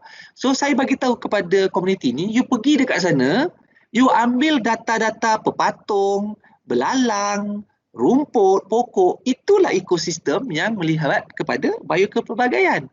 Jadi kalau kita tak jaga, pokok ni mungkin mati. Mungkin dulu kita pernah biasa tengok pepatung. Orang pepatung ni orang kampung panggil sibur-sibur, sesibur. Ada orang panggil dragonfly. Mungkin Jacob panggil dragonfly lah kan. Tapi perasan tak, sekarang ni dragonfly makin lama makin kurang. Dia sama seperti mana klip-klip. Ataupun dipanggil firefly. Kan? Contoh kan. Kenapa benda ini kurang dan kenapa benda ini tak ada? Sedangkan dulu di kawasan bandar pun ada pepatung. Bermakna telah berlaku kepupusan sumber. Jadi saya bagi tahu dekat dia, untuk mengembalikan semula pepatung, you kena ada benda ini dekat taman you. Dan kenapa benda tu kena ada? Kerana pepatung ini adalah makanan kepada burung sekian. Dan burung ini pula akan mencetuskan ekosistem yang stabil di kawasan itu. Jadi barulah dia orang tahu kenapa dia orang buat perkara-perkara ini. Dan sangat seronok buat benda ini. Even masa kami buat ni bersama dengan pelajar-pelajar di universiti, kalau tengok dekat sini ini yang saya merah kat ini adalah contoh observation, dan berapa spesies yang kami identify, ada 441. Ini adalah pada 2020. Sekarang dah 2022, mungkin dah meningkat lagi dia punya spesies yang ada dekat situ. So spesies ini adalah memberi maklumat kepada kita apakah impak yang kita buat di dalam kampus yang menyebabkan spesies ini berkurangan ke ataupun bertambah. Jadi di sinilah pada kami lah dalam bidang alam sekitar yang menunjukkan kepada tanggungjawab bersama. Sebenarnya kita ada peranan, cuma kita tak tahu peranan tu nak dimainkan di mana dan bagaimana kita nak laporkan benda ini. Sebab contohnya apps ini adalah di bawah National Geographic, nampak tak dekat situ? Diiktiraf oleh National Geographic, dan aplikasi ini boleh di-download secara percuma, tak perlu bayar. Dan kalau kita tak mengenali spesies ini, contohnya ada orang yang akan membantu kita nak bagi tahu ini spesies A, ini spesies B, dia akan bagi tahu. Sebab dia ada satu komuniti yang sangat prihatin. Dan ini yang kita tak ada di Malaysia. Kurang, bukan tak ada, kita kurang benda ini. Jadi inilah antara effort lah yang kami buat. Bukan hanya di dalam kampus, tapi kita buat juga dekat luar, dan ada banyak pertandingan-pertandingan lah, termasuk kepada kempen dan inisiatif lah yang kami laksanakan. Dan yang dulu sebelum COVID, kami buat bersama dengan pelajar-pelajar sekolah. Nampak tak pelajar-pelajar sekolah ni dia teruja, dia dapat pokok-pokok, dia tahu nak tanam aja. Tapi yang lebih lebih ironiknya lah kepada pelajar ni, sehinggakan dia tidak ada ilmu berkenaan dengan pokok, tahu nama pokok pun tak tahu, mereka tanam dengan beg plastik tu sekali. Kan, bila kita bagi pokok dekat dia, kita suruh dia tanam, dia sangat gembira, dia tanam sekali dengan beg plastik tu, lepas tu dia ambil baja dan sebagainya tanam. Jadi ilmu dia berkaitan dengan kenapa dia perlu tanam pokok dan mengapa pokok tidak boleh ditanam sebegitu rupa tidak difahami oleh para pelajar. Dan kebanyakan pokok-pokok ini ada sebab kenapa kita tanam di kawasan itu. Tahu tak, ataupun saya rasa mungkin ramai yang tidak tahu juga, ada orang mengatakan bahawa okey, saya nak tanam pokok, boleh tak saya pilih pokok? Saya suka pokok jambu mawar, saya suka pokok musangking, saya suka pokok ni, boleh tak saya tanam? Jawapannya tak boleh. Jawapan saya tak boleh. Sebab pertama, sebab itu kita perlu ada orang yang mengatakan apa pokok yang sesuai untuk ditanam. Kalau anda nak tanam untuk kebun, tak ada masalah, kebun anda punya tanah. Tapi ini adalah untuk penjagaan alam sekitar. So ada pokok tertentu, ada spesies tertentu yang anda perlu tanam. Dan kenapa pokok itu ditanam adalah merujuk kepada habitat di kawasan tersebut. Jadi bukan sembarangan pokok yang kita boleh tanam. Kalau anda nak tanam pokok musangking, nak tanam pokok mangga, cukanan ke, mangga harum manis ke, bukan ini dia punya konsepnya. Jadi ramai orang dia salah faham berkenaan dengan kita punya inisiatif. Kalau tuan moderator tahu, kita ada inisiatif menanam 100 juta pokok menjelang tahun 2030. Masyarakat perlu didedahkan pemahaman penanaman pokok ini akan berdasarkan kepada komposisi habitat dan ekosistem yang ada dekat situ. Dan siapa yang akan boleh bagi maklumat-maklumat ni, sebab tu kita panggil beberapa pakar. Ada pakar aborigis, ada pakar landscape, ada pakar ni. Kita akan panggil dalam sesi yang ini. Sesi ini memang kita panggil. Terutamanya kita dapat daripada Jabatan Hutan, mereka pun pakar. So maknanya mereka akan bagi maklumat itu, dia akan bagi tahu okey, spesies meranti merawan ni sebagai satu contoh. Kenapa kena tanam dekat dalam kampus? Sebab kampus ini dulu bla bla bla bla. Dia ada sebab-sebab dia. Jadi dia akan tanam dekat kawasan itu dan dia akan boleh membolehkan pokok itu hidup pada habitat tersebutlah. Dan begitu juga dengan program pelajar yang mana mereka ini banyak terlibat dengan kumpulan-kumpulan antarabangsa. Ramai masyarakat dia tak tahu bahawa sebenarnya mereka boleh bekerjasama dengan rakan-rakan mereka yang berada dekat negara-negara luar. Dalam kes yang kami buat ni, kami bersama dengan satu kumpulan pelajar yang datangnya dari China, ada dari Taiwan dan ada 2 atau 3 orang daripada Switzerland. Program ini. Dan dia datang di UTM dan kita bawa lah mereka menjelajah. Dan nampak tak mereka menggunakan basikal apa ni? Ini basikal elektrik. So kita bagi tahu kat mereka dekat dalam UTM ni kita ada satu program yang di mana kita nak supaya mereka jangan bawa kenderaan, jangan bawa motor, bawalah basikal. Tapi mereka mengatakan dalam kampus kan berbukit-bukit, penatlah kami nak berkayuh. Kami sediakan basikal elektrik. So bukan basikal elektrik yang kita tekan dan dia jalan, tak. Dia masih perlu kayuh tapi dia akan dibantu dengan elektrik. Masih perlu kayuh jadi dibantu. Jadi dapat tubuh badan yang sihat, dapat menikmati alam sekitar dan dapat juga untuk mengurangkan pencemaran dalam kampus. Ini yang kita buat bersama dengan mereka dan dapatlah pendidikan itu. Jadi ramai yang bertanya, boleh tak kami beli basikal lah, tanya sebagainya. Saya kata kami tak jual basikal, kami jual ilmu untuk alam sekitar. Jadi anda perlu laksanakan di tempat ataupun lokaliti anda. Ini yang saya banyak share lah dengan kumpulan-kumpulan yang seperti ini dan ianya sangat membantulah sebenarnya dari segi aspek pendidikan pada mereka. Okey, itu saja daripada saya. Okey, terima kasih Prof. Adil. Saya berminat tengok basikal tadi. Nanti bila-bila saya akan datang UTM lah Prof. Ya, insyaAllah. Boleh. Lagi satu Prof, tentang penanaman pokok tadi, saya berminat lah. Sebab sebelum ni kalau Prof pernah dengar, ada orang cakap pokok yang ditanam tak jadi. Sebab apa? Tangan sejuk. Betul, tangan panas. Prof pernah dengar tak? Betul. Okey. Nanti sebenarnya itu yang pentingnya bila kita buat program penanaman pokok, kami akan bagi injection technical. Cerita berkenaan dengan baja pokok. Kita juga akan bagi elemen agama. Sebenarnya ada doa masa kita nak tanam pokok tu, ada doa dia. Dan doa dia tu akan membantu untuk pokok tu inilah. Dan sebab kita bagi tahu kepada peserta, kita kata dengan dia, kalau anda nakkan pahala, sebenarnya tanam pokok. Jadi dia pun tanya, kenapa kita kena tanam pokok? Sebab pokok itu akan berzikir. Kita tak dengar. Ini ada hadis dia yang berkaitan dengan zikir, kan? Jadi kita cerita dengan dia dan kita bagi tahu pada dia, dan maka dia akan jagalah pokok tu. Jadi technical input tu pun kena ada. Dan yang kata pasal tangan sejuk ke tanam panas tu, itu petua. Itu orang orang Malaysia dulu, orang Melayu lah tu utamanya, dia ada petua. Tahu tak Tuan Moderator? Sebenarnya petua dulu bukan hanya pasal tangan sejuk. Dia akan kata, kalau nak tanam pokok buah, tanam pada hari Ahad. Kalau nak tanam pokok yang berdaun, tanam pada hari Jumaat. Itu petua. Tapi itu betul saja. Dia hanya macam kebetulan benda itu berlaku. Tapi dalam kita punya tazkirah, semasa kita bagi mereka untuk tanam pokok tu, kita akan beritahu benda ni juga. Mereka akan tanya juga benda-benda. Ada orang lama pun bertanya benda yang sama. Saya tangan sejuk lah, kalau saya tanam pokok saya mesti mati. Kan? Jadi kita bagi dia resepi seperti ini, kita bagi dia cara bagaimana dia buat benda ni.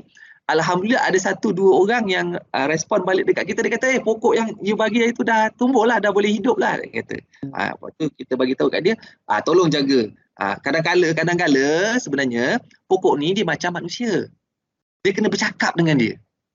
Kena cakap dengan dia, Alhamdulillah pokok, terima kasih lah, nampak kau sihat. Kalau tak sihat bagi tahu tau, nanti kita bagi. So sebab itu kita dalam amalan kita ni, kita jaga pokok tu bukan sekadar tanam je. Kita kena jaga dia macam jaga baby. Macam tu lah kan. Jadi maka semua orang sedar lah benda-benda macam tu. Okey, betul bro. Yalah, pokok ni juga makhluk Allah SWT kan. Macam mana kita selalu bercakap dengan kucing, macam itulah kita bercakap dengan pokok. Betul bro. Okay, terima kasih Prof atas ulasan tadi tentang bagaimana untuk menarik minat. Sebenarnya banyak program yang dijalankan oleh Prof yang saya tahulah.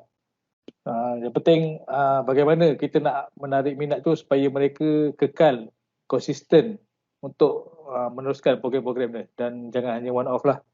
Jadi terima kasih Prof. Saya bukakan soalan kalau ada tuan-tuan puan-puan para peserta yang ingin bertanyakan soalan pada Prof Fadil dan juga Cik Amirul, boleh sertakan di ruangan komen. Kita akan pilihlah soalan-soalan yang bersesuaian. Okey, tadi saya ada nampak tadi di ruang komen ada satu soalan lah. Soalan ni dia bertanya kepada Jabatan Alam Sekitar. Jadi saya tunjukkan soalan ni kepada Encik Amirul dululah. Dia ada bertanyakan, tadi saya nampak ada yang bertanya, apa program kesedaran yang dianjurkan oleh Jabatan Alam Sekitar Johor? Saya rasa yang bertanya ni orang Johor. Jadi saya rasa dia nak bertanyakan apa program-program yang kesedaran yang dianjurkan oleh Jabatan Alam Sekitar Negeri Johor khususnya untuk pemeliharaan alam sekitar. Jadi boleh tak Encik Amirul kongsikan untuk menjawab soalan daripada penonton tadi? Silakan Encik Amirul. Okey, baik.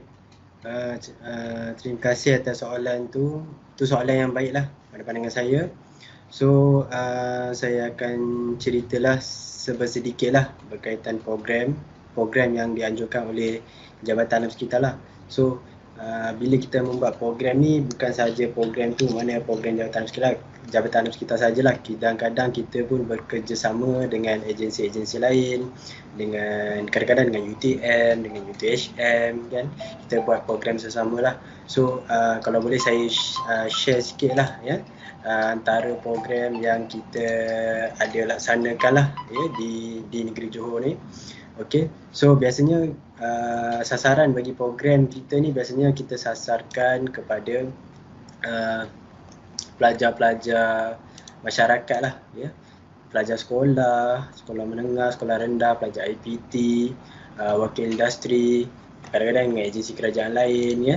Dan khusus untuk warga negeri Johor lah. Okey. So untuk makluman ya. Sebenarnya di bawah Jabatan Alam Sekitar kita ada Rakan Alam Sekitar ya. Rakan Alam Sekitar yang mana Rakan Alam Sekitar ni dia sebagai mata dan telinga Jabatan Alam Sekitar ya. bukan kalau contohlah kalau ada isu-isu alam sekitar boleh diadukan jugalah melalui rakan alam sekitar. Dan juga rakan alam sekitar ni contohlah kalau kita jabatan kita ada buat apa-apa program, ya, kita akan maklumkanlah kepada rakan alam sekitar, khususnya kalau program itu di negeri Johor lah. Okay, so untuk tahun ni kita dah ada daripada 1 Januari itulah hingga 31 hari bulan kita dah ada 122 orang yang dah sertai rakan alam sekitar, ya. Untuk negeri Johor je kita dah ada 19,622 orang ahli, ya.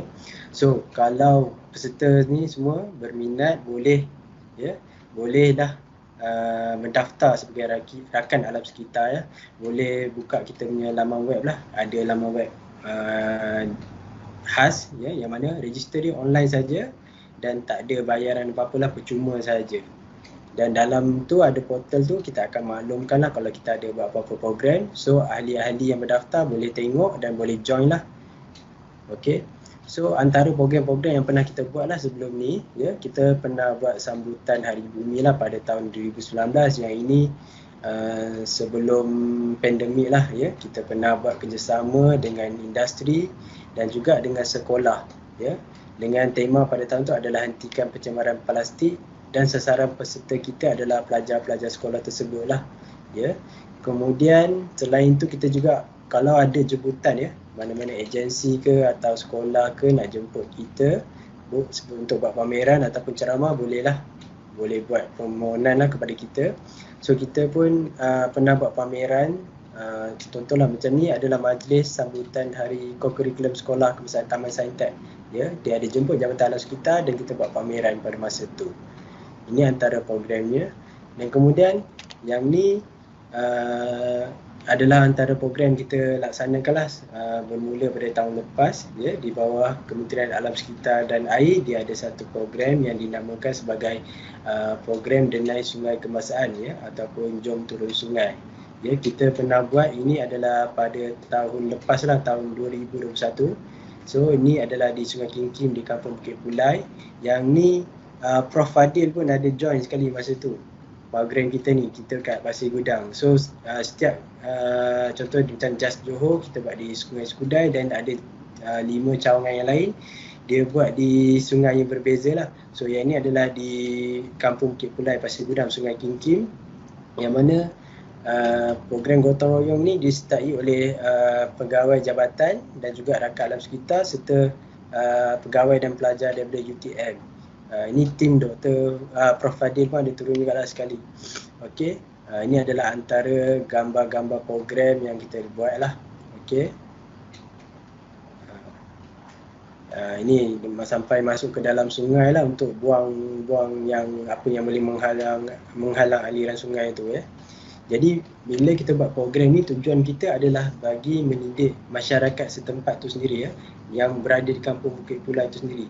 Saya setuju dengan kenyataan Prof Fadil bahawa masyarakat kita ni sebenarnya masih belum membudayakan sepenuhnya, ya, berkaitan dengan penjagaan alam sekitar ni, ya.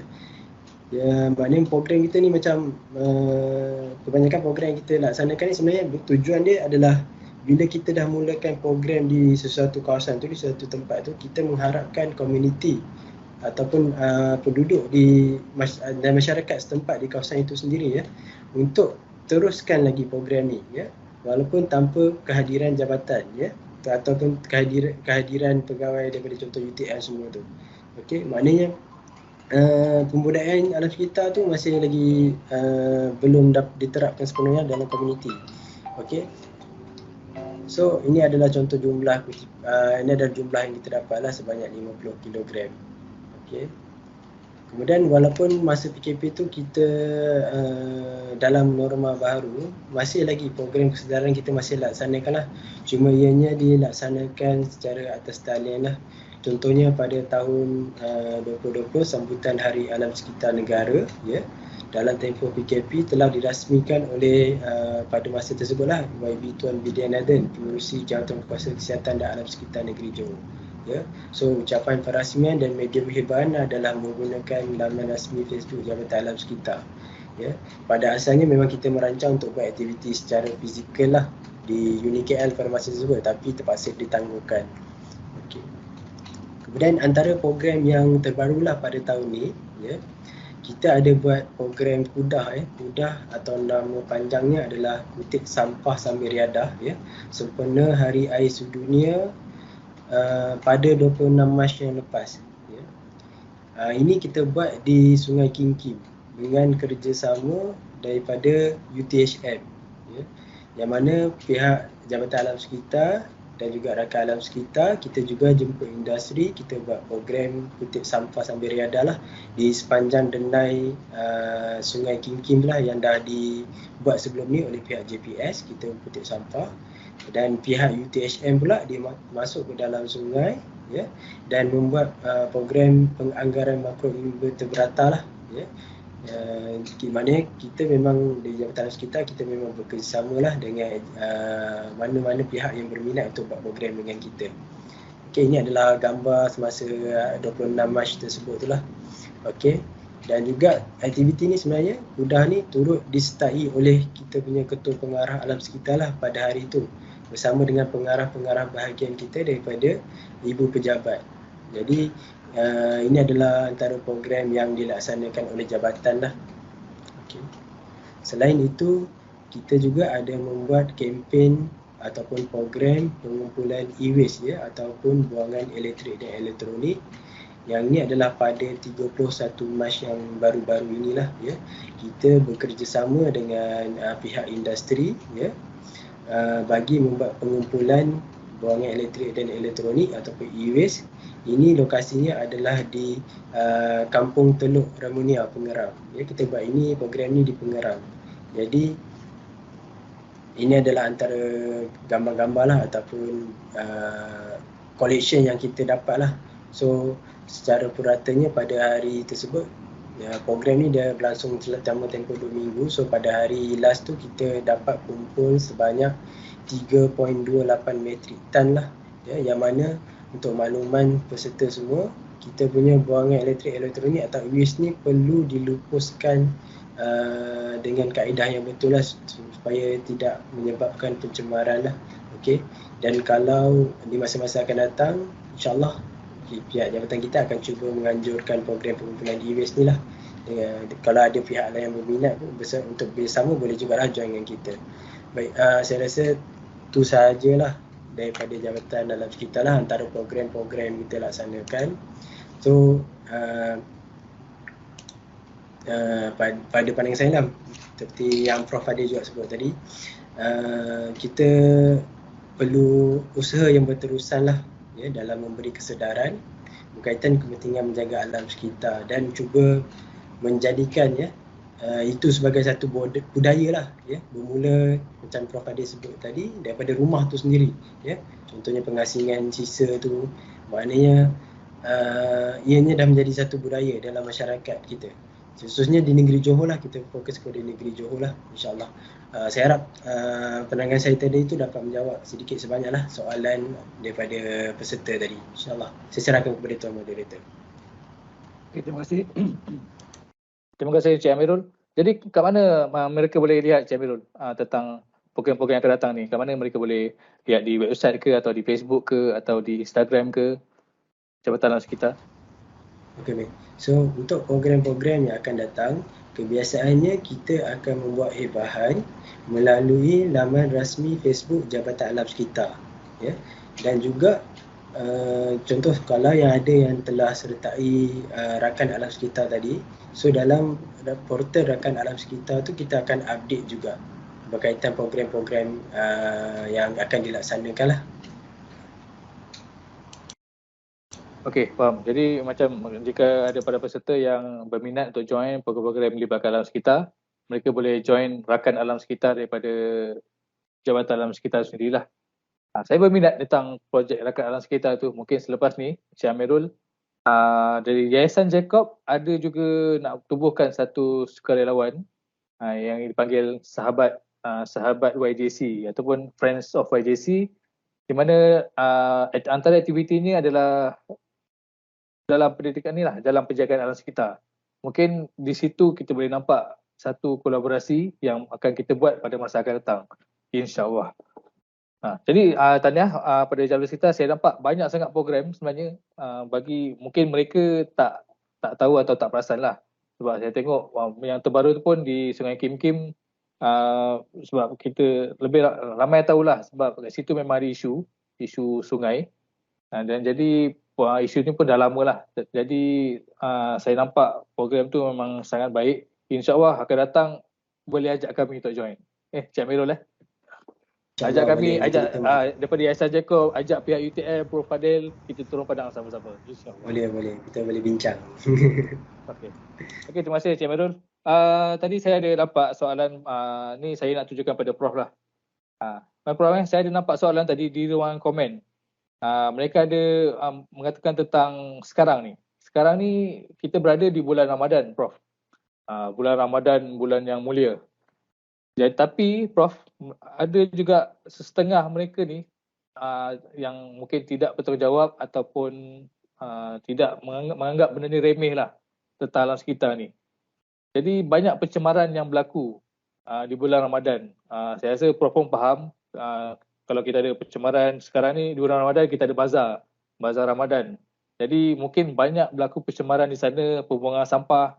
Jadi pada pandangan Prof, bagaimana pencemaran ni boleh berlaku di dalam bulan Ramadan yang mulia ni, Prof? Silakan Prof, kongsikan kepada kami. Okay, terima kasih Tuan Moderator. Pertamanya kita tidak boleh menyalahkan bulan Ramadan itulah punca pencemaran. Okey, maknanya bulan puasa ni dia adalah bulan mendidik jiwa, kan, menahan hawa nafsu, dan kita pun faham bahawa bulan ini adalah menambah dari segi keberkatannya kerana inilah bulan pengampunan lah, di mana umat Islam dia menggunakan peluang ini dengan memperbanyakkan lagi amal ibadah.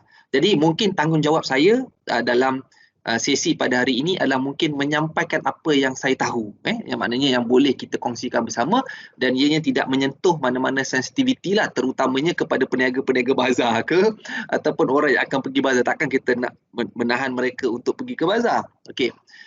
Isu ia pada saya adalah dia melibatkan kepada jati diri lah.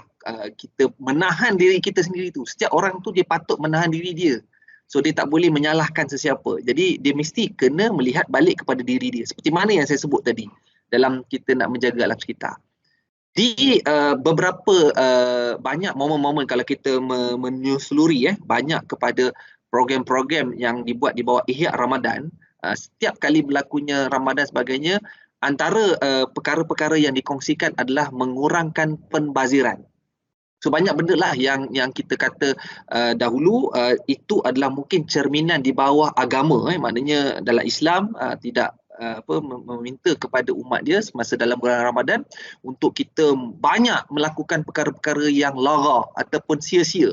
Jadi banyak kepada kita membantu mengurangkan kita punya puasa kita dekat perut, puasa kita dekat mulut, puasa kita dekat mata dan macam-macam sampailah kepada hati. Jadi bila kita pergi ke bazar Ramadan, biasanya kemungkinan apa perkara yang berlaku adalah dari segi pembaziran makanan itu sendiri. Kan? Jadi kita pergi dekat bazar Ramadan, mula-mula kita mungkin tak sedar, tapi kita akan menjadi tidak sedar diri. Kan? Maksudnya kita mula sedar diri tapi dah pergi kawan-kawan kita dah tidak sedar diri. Tidak sedar diri kenapa? Kerana suasana di bazar Ramadan itu memeriahkan suasana. Seolah-olah kita berada di satu planet baru yang mana kita adalah sangat gembira dengan apa yang kita nampak di hadapan mata kita. Sebab pada waktu itu kita nampak dengan aneka juadah, dengan aneka bau-bauan tapi kita tak boleh makan.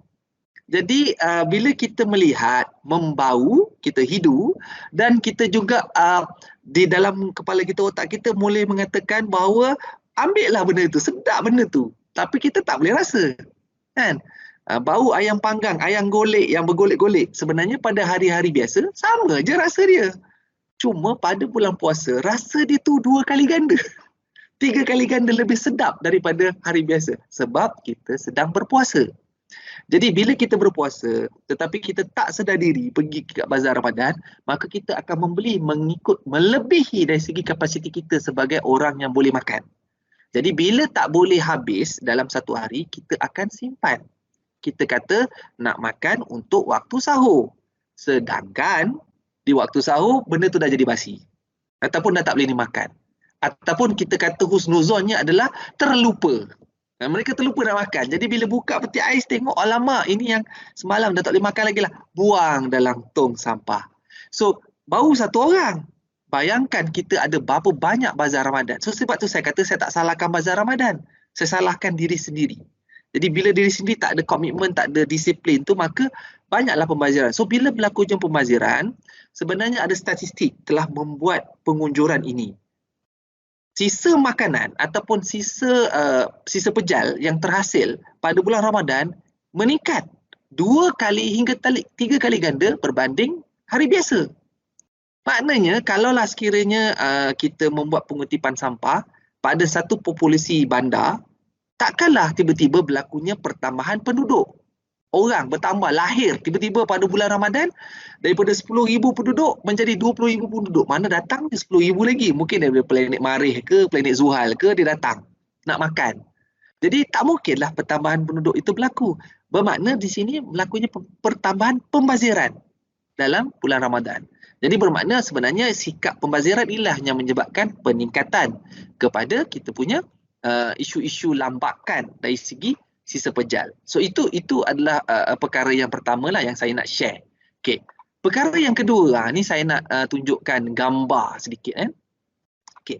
Gambaran yang kita boleh lihat dekat sini adalah dari segi dipanggil sebagai bagaimana kita nak menguruskan sisa. Okey. Sebelum kita nak menguruskan sisa dan ada kaitan dengan hari-hari biasa seperti mana yang diminta tadi oleh pihak moderator, apa yang kita tak perasan adalah yang ini. Kan? Bekas. Jadi di negeri Johor sebenarnya sejak daripada 2017 kita sudah pun menggalakkan kepada polisi di mana tidak ada lagi bekas polistrin, tak ada. Dan juga plastik, tak ada. Jadi kita sudah mula beralih kepada bekas-bekas ataupun bahan-bahan yang berdasarkan kepada organik. Di mana betul bekas ini mungkin dia boleh biocompostable ataupun biodegradable, seperti macam contohnya macam inilah kot. Saya jap, saya tunjukkan. Okey, tak apalah, saya tunjukkan yang inilah, nanti kita akan ada beberapa gambar yang saya boleh tunjukkan. Tetapi gambaran yang pertama yang ini di bawah sebenarnya salah satu daripada program yang pernah dibuat di bawah Jacob juga, di mana mereka membuat promosi penggunaan bekas. Ada yang bekas diperbuat daripada kanji, starch. Ada bekas yang diperbuat daripada jagung, ada sisa jagung. Ada juga yang diperbuat daripada upih pinang. Pernah tahu upih pinang? Kita ada pernah buat program di UTM untuk sambutan Hari Raya Aidilfitri. Kita menggalakkan benda ini dan banyak orang menggunakan benda ini. Okey. Itu satu bab. Bab yang kedua adalah ramai peniaga bazar mengatakan bahawa ataupun peniaga-peniaga mengatakan bahan ini mahal dan sukar didapati. Jadi bila sukar didapati dan mahal, maka mereka taklah beralih. Jadi sebenarnya kita tak boleh kata which one come first, eggs or chicken. Kalau tak ada benda ni saya tak boleh lah saya nak berniaga. Tak. Bermakna kita kena mendidik masyarakat kita. Bila pergi bazar jangan lupa bawa cepe. Tahu tak cepe? Mangkuk tingkat tu. Bawa, jangan malu. Kan? Tuan moderator pun besok, lepas hari ni kan petang kan pergi ke bazar Ramadan, jangan malu dan jangan segan, bawa mangkuk tingkat anda sendiri. Bila orang tengok macam pelik kan, orang yang tengok tu dia yang pelik. Kita adalah orang biasa sebab kita nak mengamalkan, mengurangkan dari segi bekas-bekas ni tadi. Bukan tak boleh pakai bekas ni, tapi kita nak kurangkan. Jadi kita bawa bekas kita sendiri, suruh dia masuk dekat dalam bekas tu. Dan di UTM, kita pernah menggalakkan amalan ini dan peniaga-peniaga kafe kata, macam ni baguslah. Kalau macam tu saya boleh kurangkan harga makanan sebanyak 10 sen hingga 30 sen. Kepada pelajar, 30 sen ke 10 sen ke, pada mereka, sangat jimat. Bayangkan setiap kali mereka nak membeli, mereka jimat 10 sen hingga 30 sen.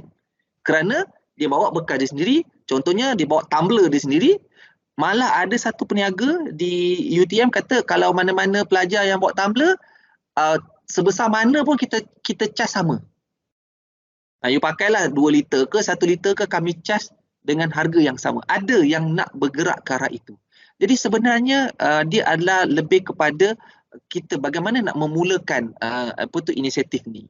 Jadi bila sebut dekat Bazar Ramadan, saya memang sebenarnya isu yang paling ketara adalah memang kalau di kampus lah saya bagi tahu, sebab kita dah ke arah tapi belum lagi endorse, kita baru saja buat peraturan itu. Kita pun macam jawatan sekitar juga, kalau tak ada peraturan pun payah juga kan. So kita buat satu peraturan, kita kata bahawa semua warga kampus perlu mengamalkan no single use plastik. Dan kita dah membuat pewartaan di dalam kampus. Tapi masih lagi berlaku, ada juga orang buat dan sebagainya. Jadi apa yang kita buat, kita bagikan bekas Tupperware dan tumbler secara percuma kepada pelajar tahun 1. Jadi kita bagi tahu kepada pelajar ini, bawa bekal ini, bawa tumbler ini, simpan ni sampai anda graduasi. Maknanya kalau dia berada 4 tahun, so 4 tahunlah dia kena pegang benda tu. Jadi kita cuba amalkan walaupun ada yang nak buat, ada yang tak buat, tapi kita sudah bergerak ke arah promosi seperti ini. Jadi bila kita pergi dekat Bazar Ramadan, saya tengok masih lagi dia orang membuat pembungkusan plastik dan sebagainya. Jadi mereka mungkin malu nak bawa beg sendiri, bekas sendiri ataupun tumbler sendiri ke sana kerana orang tak pernah buat. Jadi bila tak pernah buat, bukan amalan biasa, mereka mengatakan bahawa ini makcik-makcik je, ini kakak-kakak je yang buat macam ni, kami ni rugged kan, kami ni hipster, so takkanlah nak buat benda-benda macam ni. Jadi tetapi kita bagi tahu pada mereka, kalau anda buat begini, kemungkinan ada peniaga Bazar Ramadan akan bagi anda diskaun 10 sen hingga 30 sen. Sebab mereka kalau you tak buat, tak pakai bekas mereka, tak pakai plastik dia akan tak payah perlu beli plastik dia, bekas tu dia tak payah perlu beli. Jadi dia bolehlah bersedekah, memberi lebih sedikit daripada apa yang diperlukan. Jadi inilah yang kita nak caknakan supaya masing-masing sedar dan menginsafi bahawa sebenarnya banyak peluang-peluang untuk kita beramal bakti untuk menjadikan alam sekitar ni sebagai tanggungjawab bersama. Itu saja daripada saya, Cik Syah Razali. InsyaAllah mungkin dapat suara. Terima kasih Prof. Saya berminat pula dengan kata boleh mengurangkan harga tu. Memang aman damai dunia ni. Kalau kita sambil jaga alam sekitar, peniaga turunkan harga, semua orang happy Prof. Ya, sebab mungkin isunya kerana sekarang banyak pergi ke Bazar Ramadan, kalau kita ada RM10, kita mungkin dapat beli 2 benda saja, yang mana tak cukup. Jadi kemungkinan salah satu penyumbang kenaikan harga adalah bekas tadi. Bekas makanan mereka kena beli. Kan kalau kita pergi beli dekat Bazar Ramadan yang dia gunakan bekas yang dipanggil biodegradable tu pun dah mahal. Jadi dia sudah mengenakan charge dekat situ. Jadi charge itu kalau kita kata tak payah plastik ataupun tak payah bekas ni, maka dia akan dapat kurang. Tapi kalau seorang buat, dia tak jadi. Dia kena semua orang berpakat. So maknanya mungkin dekat Bazar Ramadan tu cubalah buat 1 hari ke seminggu ke, try dulu kan.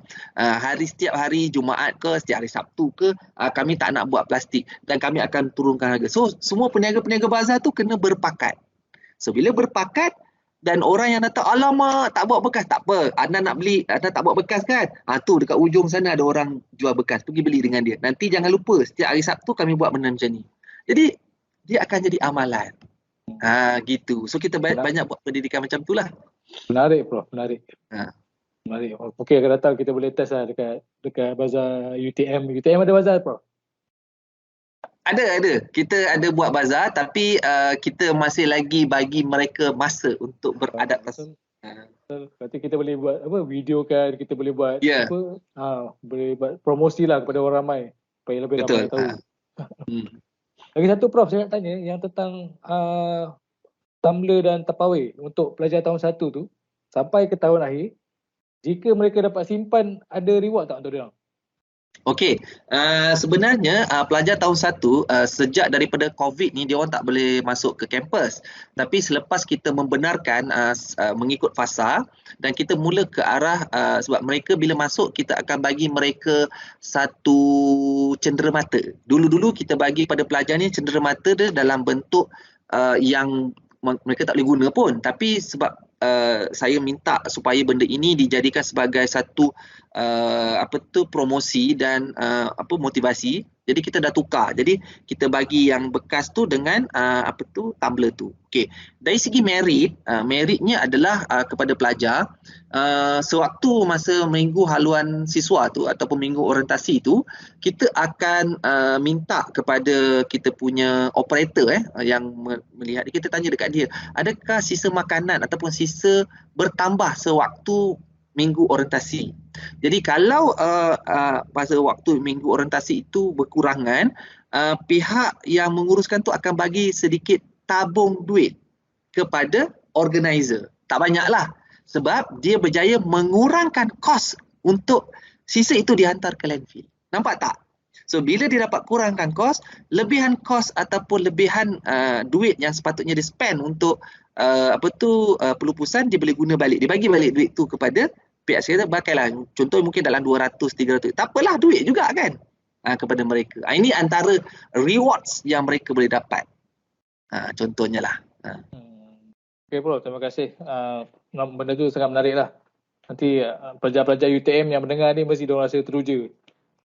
Betul bro Betul. Okay, harap mereka teruja. Okey, tuan-tuan, puan-puan serta pada hari yang saya kasih sekalian, kita sudah sampai ke penghujung webinar. Kita dah selesai 3 round soalan kepada Cik Amirul daripada Jabatan Alam Sekitar dan juga Prof Adil daripada UTM. Jadi sebelum kita nak akhiri sesi webinar pada kali ini, saya nak minta 1 minit rumusan daripada kedua-dua ahli panel tentang apa rumusan dan juga lebih kepada apa harapan dan juga harapan daripada Cik Amirul sendiri, harapan daripada Jabatan Alam Sekitar kepada masyarakat tentang sesi webinar pada kali ini. Kita lebih kepada tajuk kita lah, Alam Sekitar Tanggungjawab Bersama. Saya mulakan dengan Encik Amirul. Silakan Encik Amirul. Dalam 1 minit atau 2 minit. Okay, baik.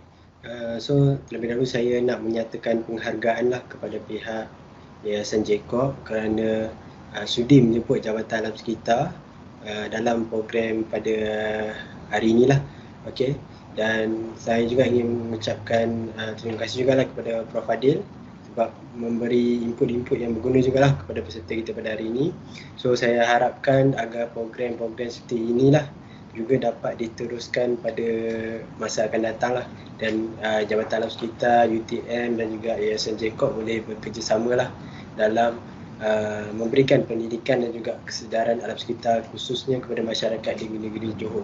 So selaras dengan moto Jabatan Alam Sekitar, pemeliharaan alam sekitar tanggungjawab bersama, jadi diharapkan peserta semua dapat memahamilah maksud moto ini jugalah. Sama juga dengan tajuk webinar kita pada pagi ni lah. Itu sajalah daripada saya. Saya akhiri dengan wabillahi taufiq wal hidayah. Assalamualaikum warahmatullahi wabarakatuh. Terima kasih. Waalaikumsalam warahmatullahi wabarakatuh. Terima kasih Cik Amirul. Seterusnya saya nak minta Prof Adil pula untuk memberikan rumusan dan juga apa harapan Prof Adil tentang program pada kali ini dan juga mungkin program-program pada akan datang dan juga kepada masyarakat, para peserta yang mendengar webinar pada kali ini. Silakan Prof. Okay, terima kasih. Saya rasa sesi kita pada hari ini sangat menarik kerana kita ada juga sedikit sebanyak maklumat yang disampaikan oleh Jabatan Alam Sekitar, di mana kita tahu bahawa apakah kepentingan dari segi mematuhi peraturan dan bahana ataupun impaknya lah, terutamanya kepada pesalah-pesalah. Kita panggil mereka ini sebagai penjenayah sebenarnya. Sesiapa yang menyebabkan pencemaran, kita bagi penjenayah, tapi kita tak sampai hati kan sebenarnya selama ini nak sebut perkataan itu. Jadi sebelum sampai kepada tindakan kepada hukuman, jenayah yang anda akan lakukan, jenayah alam sekitar ini dia bukan hanya kepada orang yang tertentu, dia akan melibatkan kepada semua orang lain yang akan terpalit perkara yang sama. Jadi diharapkan dengan adanya webinar yang dibuat di bawah Yayasan Jacob ini, memberi sedikit suntikan maklumat awal, sedikit ilmu baru yang mungkin boleh menjadi sebagai salah satu perkara yang mungkin baru pertama kali faham, tetapi yang paling penting adalah bagaimana untuk dilaksanakan. Jadi apabila kita mendengar dan kita juga telah menonton apa sahaja perkara-perkara yang kita rasakan baik dan berkesan untuk kita, sepatutnya dalam diri kita sendiri sudah ada satu keazaman. Sekurang-kurangnya melakukan satu tindakan baik yang berkaitan dengan alam sekitar, walaupun mungkin senarai itu terlalu panjang, mungkin ada 100 senarai yang kita buat, tapi kalau kita boleh buat 1 ataupun 2, ingatlah bahawa sumbangan yang kita buat untuk alam sekitar, saya tak boleh bagi duit, wang ringgit. Yayasan Jacob tidak boleh bagi bentuk beasiswa kepada anda sebab kita tak tahu anda buat ke tak buat. Jabatan alam sekitar Cik Amirul pun tak boleh bagi reward certificate dan sebagainya, tapi Allah SWT yang boleh bagi. Sebab anda buat sumbangan, orang tak tahu, Allah tahu. Jadi itulah pesanan saya kepada semua orang, harap kita dapat sama-sama mengambil tanggungjawab, menjaga alam sekitar kita, dan kalau boleh kekal konsisten dalam menjaga alam sekitar. Itu saja daripada saya, dan saya sudahi dengan Assalamualaikum warahmatullahi wabarakatuh. Waalaikumsalam warahmatullahi wabarakatuh. Terima kasih Prof. Terima kasih Encik Amirul. Jadi para peserta, tuan-tuan dan puan, mari tinggalkan komen di ruangan komen di bawah. Terima kasih Encik Amirul, terima kasih Prof Fadil. Komen ramai-ramai, komen banyak-banyak. Kita ucapkan terima kasih banyak-banyak kepada ahli panel kita pada hari ini, Encik Amirul daripada Jabatan Alam Sekitar dan juga Prof Fadil daripada Universiti Teknologi Malaysia. Jadi tuan-tuan puan-puan yang saya kasihi sekalian, alhamdulillah kita telah selesai untuk program pada hari ini, iaitu program webinar Yayasan Jacob Alam Sekitar Tanggungjawab Bersama. InsyaAllah kami akan paparkan QR code di skrin dan juga sertakan link di ruangan komen untuk para peserta mengisi borang maklum balas keberkesanan program pada pagi ini. Jadi penghantaran maklum balas ini juga akan melayakkan para peserta untuk mendapatkan sijil penyertaan program daripada pihak kami. Dan sijil-sijil tersebut boleh dimuat turun melalui laman web yayasanjacob.com.my mungkin 1 minggu atau 2 minggu daripada sekarang.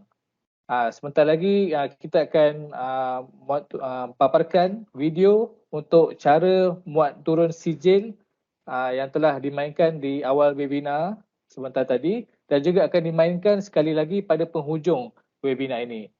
Jadi terima kasih sekali lagi diucapkan kepada penceramah pada hari ini, Encik Amirul dan juga Prof Fadil, kerana sudi meluangkan masa bersama kami Yayasan Jacob dalam memberi kesedaran kepada masyarakat tentang alam sekitar tanggungjawab bersama. Terima kasih kepada pihak Jabatan Pendidikan Negeri Johor kerana sudi bekerjasama dengan pihak Yayasan Johor Corporation untuk menganjurkan program yang sangat memberi manfaat ini. Terima kasih juga kepada penaja utama program pada hari ini, iaitu syarikat dalam kumpulan Johor Corporation seperti Kulim Malaysia Berhad, KPJ Healthcare Berhad, QSR Brand Malaysia Holding Berhad dan Johor Land Berhad.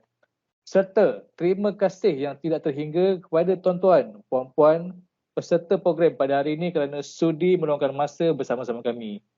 Saya ingin mengajak tuan-tuan dan puan-puan, jom ramai-ramai like dan follow Facebook Yayasan Johor Corporation untuk mendapatkan maklumat lanjut mengenai program dan juga aktiviti Yayasan Johor Corporation. Dan selain itu juga boleh follow IG dan subscribe YouTube channel Yayasan Johor Corporation. Sokongan anda akan menjadi kekuatan bagi kami untuk meneruskan usaha murni menjalankan program bermanfaat dan membantu golongan yang memerlukan. Mohon ampun dan maaf andai ada tersilap percakapan dan pertuturan daripada pihak kami. Sekian, jaga jarak, patuhi SOP. Bersama kita putuskan rantaian COVID-19. Lindung diri, lindung semua. Dan selamat berpuasa. Assalamualaikum warahmatullahi wabarakatuh dan salam sejahtera. Jumpa lagi, insya-Allah.